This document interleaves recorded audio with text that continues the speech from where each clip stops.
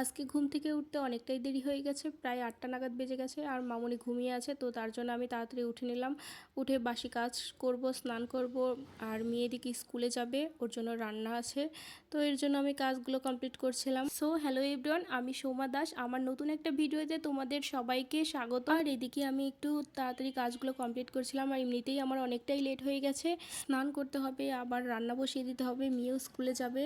তো আমি কিন্তু সবার মতো অনেক সকালে আমি ঘুম থেকে উঠতে পারি না, যেহেতু এখন শীতের মাস। এই শীতের কয়েক মাস খুব একটা সকালে আমি উঠিনি। আর এখন কিন্তু প্রায় শীত শেষ হয়ে গরম পড়ছে, মানে ঋতু চেঞ্জ হচ্ছে। এই সময় কিন্তু বাচ্চাদের ঠান্ডা লেগেই থাকে, তো আমার মেয়েরও একটু ঠান্ডা লেগে গেছে। আর রাতের থাল বাসনগুলো কিন্তু আমি রাতেই মেজে রেখেছি, কারণ ওগুলো সকালে মাজতে গেলে অনেকটাই সময় লেগে যায়, এতে কি হয় সময় নষ্ট হয়। তার জন্য আমি রাতেই ওগুলো সব ধুয়ে পরিষ্কার করে রেখে দিয়েছি। এরপরে তো ফ্রেশ হয়ে আমি সোজা চলে গেলাম স্নান করতে। আর স্নান শেষ করে আগে কাপড়গুলো মেলতে গেলাম। এদিকে পুচকুটাও ঘুম থেকে উঠে গিয়েছে, তো মেয়ে ওকে নিয়ে ছাদে চলে আসছে।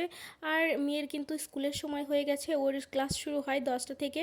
আর দেরি না করে সোজা গিয়ে ভাত বসিয়ে দিলাম, আর মেয়েকে বললাম তুমি রেডি হয়ে নাও তাড়াতাড়ি।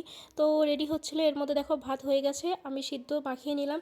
তো তারপরে মেয়ে আর মেয়ের বাবাকে খেতে দিয়েছি, ওরা খাচ্ছে। আর আমি একটু পরে খেয়ে নেবো, আগে ঠাকুর পূজাটা করব।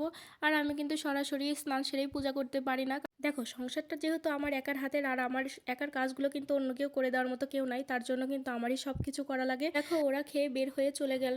আগে মেয়েকে স্কুলে রেখে তারপরে ওর বাবা দোকানে চলে যাবে। আগে সিঁদুরটা পরে নিলাম, এরপরে আমি ঠাকুর ঘরে গিয়ে দেখি থাল বাসনগুলো মাজা ছিল। আর এমনিতেও আমি কোনো কাজ জমিয়ে রাখি না, কারণ জমিয়ে রাখলে সেই কাজগুলো দ্বিগুণ হয়ে আমারই করতে হয়।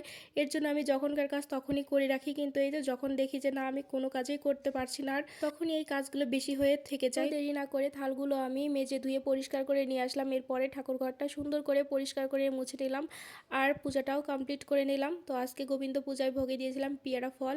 তো এরপরে আরতি করে পূজাটা সম্পূর্ণ করলাম। এরপরে পূজা শেষ করে আমিও খেয়ে নিলাম, আর মেয়েকেও একটু খাইয়ে দিলাম।